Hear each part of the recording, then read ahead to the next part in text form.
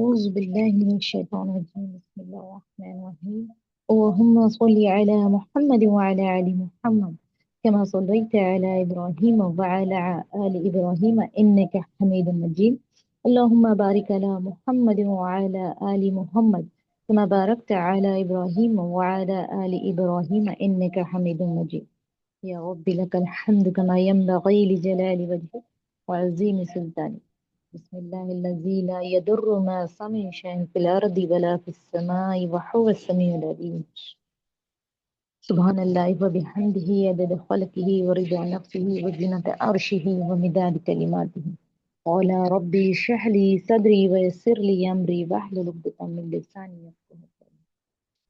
प्यारे सिस्टर अस्सलाम वालेकुम रहमतुल्लाहि व बरकातहू। एडवांस की क्लास का हमारा अगले टॉपिक का हम आगाज करते हैं। हमारे टॉपिक का उन्वान है, देखिए नज्म के तौर पर हमें यहाँ पर नबी सल्लल्लाहु अलैहि वसल्लम की एक बात को, हदीस को यहाँ पर रखा गया है एक नज्म की शक्ल में। जैसे कि है ना, आप सभी को पता है दुनिया के अजीम शख्सियत है ना, और जन्नत में जाने का जरिया बनने वाली एक शख्सियत जिसका नाम है माँ, है ना। जो माँ अगर हो तो हम उसकी खिदमत करके जन्नत में भी जा सकते हैं और उसकी बेहुरमती करके हम जहन्नुम में भी जा सकते हैं। तो वो हम पे डिपेंड करता है कि हम किस तरह का हुस्न सुलूक अपने माँ बाप को देते हैं। यहाँ एक बहुत प्यारी हदीस को रखा गया है और बच्चों को ये नज्म समझाना सिखाना और ये हदीस को सुनाना बहुत अहमियत का है कि हमारे नबी सल्लल्लाहु अलैहि वसल्लम किस तरीके से माँ की अजमत को बयान करते हैं। चलिए फिर हम देखते हैं। देखिए माँ, हमारा टॉपिक क्या है? माँ, माँ का रुतबा। इससे जाहिर होगा कि माँ का क्या रुतबा होता है ना, उसे तो बयान करना वैसे भी बयान किया नहीं जा सकता है ना, माँ की अजमत को, है ना। माँ की जब एक बच्चा पैदा होता है उसकी पैदाइश से लेकर उसे बड़ा होने तक, चलने तक जितना माँ का ये होता है ना, कि माँ का किरदार होता है, उतना किरदार उतना हिस्सा किसी का नहीं होता। देखिए बाप का भी नहीं होता उतना हिस्सा, है ना। जब बच्चा, जब उसको उसकी भूख का पता उसके रोने से पता चलता है माँ को, है ना, कि बच्चे को भूख लगी है, बच्चे को क्या तकलीफ है क्या नहीं, उसके रोने से, है ना। ऐसे तो हम किसी की बात बोलकर नहीं समझते, मगर माँ ही एक ऐसी हस्ती होती है कि जो बच्चे के रोने से समझ सकती है कि उसको किस वक्त भूख लगी है, किस वक्त पेशाब आई है, किस वक्त उसका दर्द हो रहा है ना। और देखे बच्चा चाहे कितना भी बड़ा हो, है ना, तो माँ क्या करती है, बच्चे की अगर शादी भी हो जाए तब भी माँ है ना बच्चे को देखकर पता कर सकती है कि बच्चे को क्या तकलीफ है। इस अजीम हस्ती का नाम होता है माँ, है माँ होता है। तो देखेंगे हम माँ के बारे में पढ़ेंगे। तो पहले देखिए नज्म में किस तरीके से बताया गया है कि एक दिन रसूल पाक की खिदमत में एक शख्स आया। एक मर्तबा का जिक्र है कि एक दिन रसूल पाक सल्लल्लाहु अलैहि वसल्लम की खिदमत में एक शख्स आया और वो क्या कहता है, देखते हैं। आया और उसने आपसे दरियाफ्त किया, दरियाफ्त ये किया। ये एक शख्स, एक दिन का जिक्र है कि एक दिन हुजूर सल्लल्लाहु अलैहि वसल्लम की खिदमत में शख्स आया और वो आप सल्लल्लाहु अलैहि वसल्लम से पूछता है, दरियाफ्त करना यानी क्या, पूछना, सबसे ज्यादा कौन है हकदार या रसूल अल्लाह। देखिए उसका सवाल क्या है, यहाँ हकदार की बात कर रहा है कि वो कहता है कि सबसे ज्यादा हकदार कौन है या रसूल अल्लाह।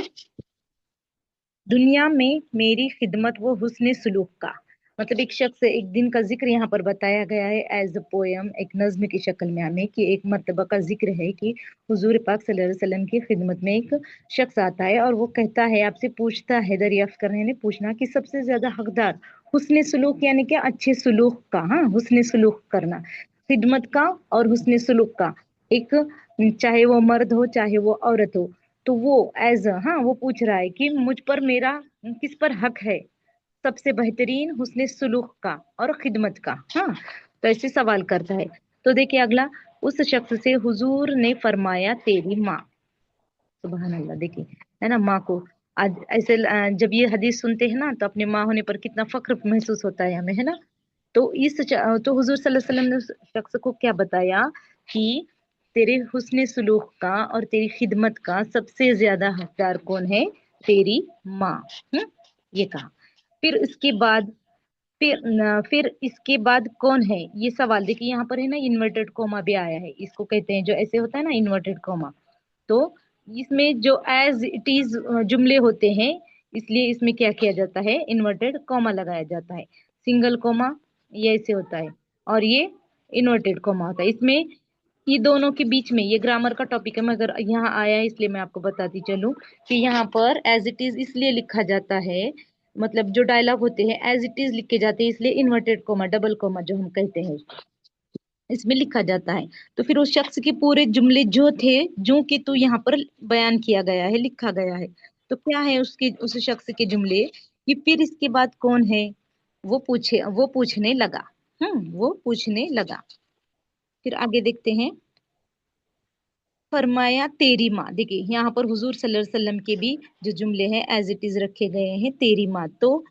तो कहा उसने ऐ हुजूर। देखिए पहली दफा जब हुजूर सल्लल्लाहु अलैहि वसल्लम से उसने सवाल किया तो पहली दफा हमारे हुजूर सल्लल्लाहु अलैहि वसल्लम का जवाब क्या था कि तेरी माँ। जब फिर वो शख्स कहता है कि इसके बाद कौन है सबसे ज्यादा हकदार खिदमत का और अच्छे हुस्न सुलूक का, मुझ पर किसका किसका हक है कि मैं उससे अच्छा हुस्न सुलूक करूं, मैं उसकी खिदमत करूं। माँ के बाद किसका हक है, उसके पूछने का ये मतलब था। तो दूसरी दफा भी क्या करते हैं हुजूर सल्लल्लाहु अलैहि वसल्लम कहते हैं कि तेरी माँ। दूसरी दफा भी यही जवाब आता है कि तेरी माँ तेरे सबसे बेहतर हुस्न सुलूक का और तेरे पर खिदमत का तेरी माँ माँ पर हक है। फिर देखे दूसरा तीसरी मर्तबा, फिर कौन माँ के बाद है बतलाइए जरा। तीसरी दफा वो सवाल करता है, ये याद रखना है। पहली दफा में जवाब माँ ही आ गया। दूसरी दफा फिर उसके वो कहता है तो इसके बाद कौन है, तब भी हुजूर सल्लल्लाहु अलैहि वसल्लम ने क्या कहा, तेरी माँ। फिर तीसरी दफा वो सवाल करता है वो शख्स, फिर कौन माँ के बाद है बतलाइए जरा। फिर देखिए 12 इस सवाल के, हाँ जरा इस एक मिनट यहाँ पर नजर नहीं आ रहा है। से बार यानी क्या, से का मतलब होता है तीन। हाँ, से का मतलब होता है तीन। से बार तीन दफा ये सवाल करने के बाद, से बार इस सवाल को सुनकर हुजूर ने, जब 3 मरतबा वो सवाल कर चुका तीसरी दफा, तब हुजूर ने सुनकर इस शख्स के जवाब में फिर तेरी माँ कहा। मतलब पहली दफा तेरी माँ कहा, दूसरी दफा भी तेरी माँ कहा और तीसरी दफा से 12 इस शख्स को सुनकर हुजूर ने इस शख्स के जवाब में फिर तेरी माँ कहा। है ना, 3 दफा। देखिए 3 हक बोलते हैं ना, माँ के हक अगर 3 होंगे तो बाप का एक, है ना। तो ऐसे इतनी इतनी उसकी खिदमत की, जितने हमारे बचपन में वो खिदमत करती है हमारी, तो उससे वो जन्नत की हकदार हो गई है। देखिए तो इस शख्स ने जवाब में फिर, उस शख्स के जवाब में फिर तेरी माँ कहा। जब इसने फिर सवाल किया, अब ये सवाल देखिए, ये सवाल है 4th टाइम्स। हाँ, यहाँ तक 3 दफा हो गया, यहाँ है तीसरी 4th टाइम वाला सवाल है। जब इसने फिर सवाल किया माँ के बाद कौन, तो प्यारे नबी ने नाम लिया इसके बाप का। जब तीसरी दफा सवाल हो गया था, चौथी दफा फिर वो शख्स सवाल करता है, तो हमारे नबी क्या कहते हैं कि उसके बाप का नाम लेते हैं। हम्म पढ़कर हदीस पाक का मंजूम तर्जुमा। फिर देखिए इस हदीस का, जब हम मंजूम तर्जुमा पढ़ते हैं, इस हदीस को हम पूरा डीप में पढ़ते हैं, इसका पूरा तर्जुमा और इसका मफहूम तफसीर अगर समझते हैं तो क्या होता है, देखें क्या हक है वालिदैन का मालूम हो गया। इससे हमें क्या होता है कि वालिदैन का हम पर कितना हक है, ये बात हमारे समझ में आती है। इतनी खूबसूरत नज्म है ये कि इसमें एक हदीस को बयान किया गया है और इस नज्म के जो शायर है वो मुर्तजा साहिल तस्लीमी है। इन्होंने बहुत खूबसूरत एक हदीस को एक नज्म की शक्ल में पेश किया गया है। क्योंकि देखिए ये यहाँ पर देने का मकसद क्या, बच्चों को देखिए नज्में बहुत पसंद आती है। तो नज्मों के जरिए, कहानियों के जरिए जो बात बच्चों को हम बताते हैं तो वो बात उनके जहन में असर कर जाती है। यहाँ तो फिर जो माँ बाप के साथ हुस्न सलूक करने का जो हमें हदीस है, वो हदीस यहाँ पर बताई गई है। तो देखिए आप सभी को पता है ना, जब ये हदीस हम सुनते हैं, इस्लाम में देखिए औरत को सबसे बुलंद दर्जा इस्लाम ने दिया है।